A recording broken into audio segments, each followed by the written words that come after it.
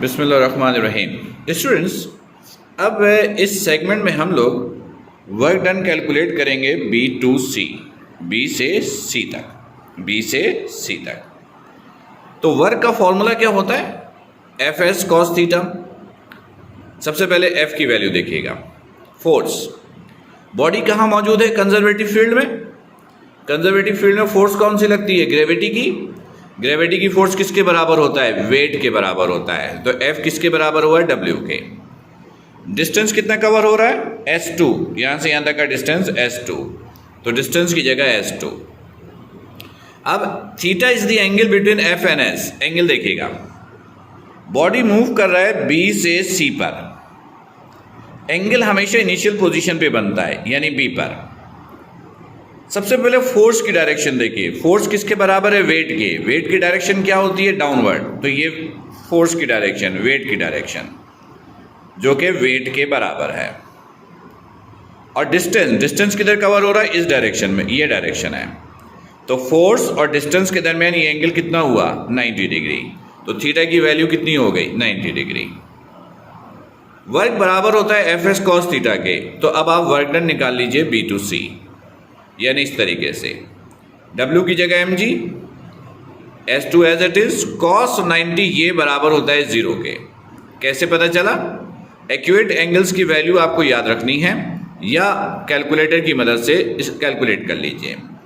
0 multiply by this, तो work done B to C क्या मिल गया आपके पास? 0। ये आ गया work done B to C। Students, अब हम लोग कैलकुलेट करेंगे work done for C to A। Work done C to A। Student, फिर हमें तीन चीजें चाहिए। F चाहिए, S चाहिए, थीटा चाहिए। फोर्स तो वेट के बराबर है क्योंकि कंजर्वेटिव फील्ड में है। डिस्टेंस कितना कवर हो रहा है? S3। तो डिस्टेंस हो गया S3। एंगल देखिएगा, angle between F and S, ये देखिएगा, ये इनिशियल पोजीशन है। बॉडी यहां से यहां मूव कर रहा है A पर। एंगल हमेशा इनिशियल पोजीशन में बनेगा। फोर्स किसके बराबर है? वेट के। वेट की डायरेक्शन किधर होती है? डाउनवर्ड। ये वेट की डायरेक्शन है, F की डायरेक्शन है। डिस्टेंस किधर कवर हो रहा है? ये S3 की डायरेक्शन है। ये आपको ये पूरा एंगल चाहिए, ये पूरा एंगल, ये एंगल है between F and S3। Students, ये वाला एंगल, ये आप सपोज कर लीजिए बीटा, और ये एंगल ये होगा 90 डिग्री। ये 90 डिग्री, ये एंगल हमने लिया बीटा, तो ये पूरा एंगल किसके बराबर होगा? 90 प्लस बीटा के। तो थीटा की वैल्यू हो गई 90 plus beta. Clear students? Student, फिर भी अगर कोई कंफ्यूजन लगे आपको, तो आप वीडियो को बार बार रिपीट करके देखिए। फिर भी कंफ्यूजन हो तो live physically questions answer sessions के दौरान आप अपनी कंफ्यूजन डिस्कस कर सकते हैं। ओके, अब आप वर्क डन कैलकुलेट कीजिए C to A। Formula F S cos theta. तो F की जगह क्या पुट किया? W, S की जगह S3, और थीटा की जगह आप क्या पुट करेंगे? 90 प्लस बीटा। क्लियर? स्टूडेंट, याद रखिएगा, cos 90 प्लस बीटा ये बराबर होता है माइनस साइन बीटा के। ये आपको याद रखना है। ये मैथमेटिक्स का ट्रिग्नोमेट्रिक रेशियोज की कैरेक्टरिस्टिक्स है, ये आपको याद करके रखनी है। तो अब सिचुएशन क्या हो गई देखिएगा। Now work done C to A, W की जगह mg, ये S3, और cos 90 प्लस बीटा की जगह पुट किया माइनस साइन बीटा। तो work done C to A, यहां कोई साइन नहीं है, plus minus minus, this is mg S3 sine beta. Where अब हम लोग यहाँ पे साइन बीटा की वैल्यू पुट करेंगे। साइन बराबर होता है परपेंडिकुलर ओवर हाइपोटेनियस के, परपेंडिकुलर ओवर हाइपोटेनियस। देखिएगा, अब ये ट्रायंगल आपको लेना है, क्योंकि बीटा हमें बीटा के रिस्पेक्ट से वैल्यू निकालनी है। तो बीटा के सामने वाला परपेंडिकुलर यानी h, ये 90 डिग्री है, तो 90 के सामने वाला हाइपोटेनियस, तो ये परपेंडिकुलर, ये हाइपोटेनियस, तो ये हो गया h ओवर S3, तो ये हो गया h over S3। Clear students? जी, अब देखिएगा, ये साइन बीटा की वैल्यू यहां पुट कीजिए। नाउ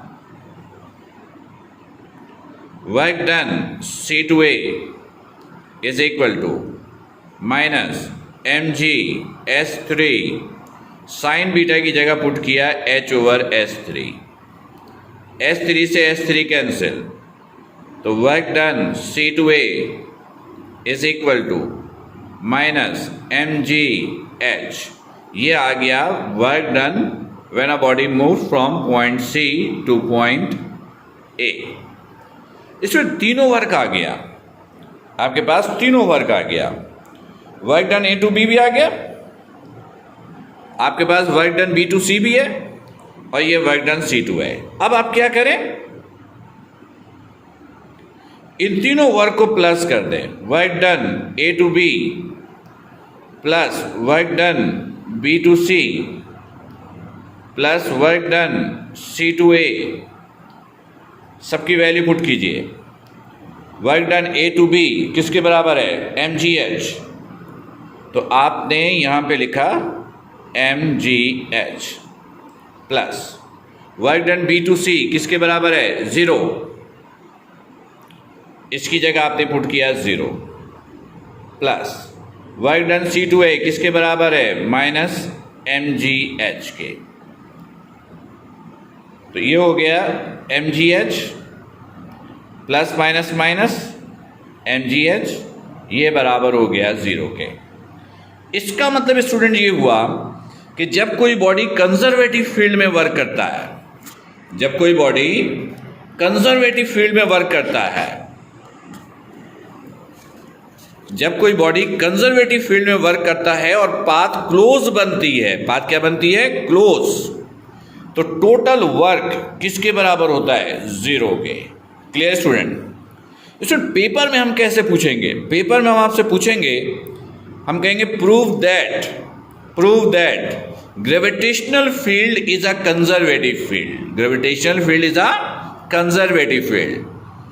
तो कंजर्वेटिव फील्ड की डेफिनेशन ये है कि कंजर्वेटिव फील्ड में सिर्फ ग्रेविटी की फोर्स लगती है।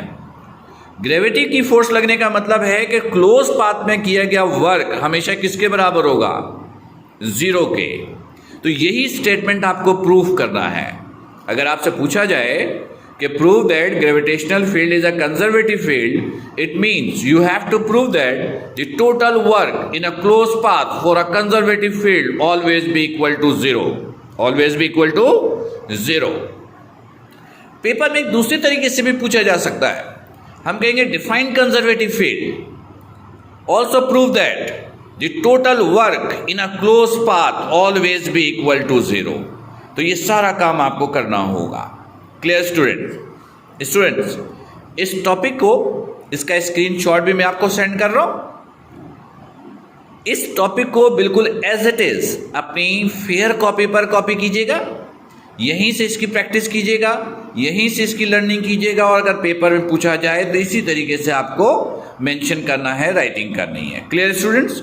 स्टूडेंट फिर भी अगर आपको कंफ्यूजन हो, आप लेक्चर्स को रिपीट करके देखिए, फिर भी प्रॉब्लम हो तो फिजिकली जब क्वेश्चन आंसर सेशन होगा तो अपने कंफ्यूजन डिस्कस कीजिएगा। तब तक अपना बहुत ख्याल रखिएगा। थैंक यू स्टूडेंट्स, अल्लाह हाफिज़।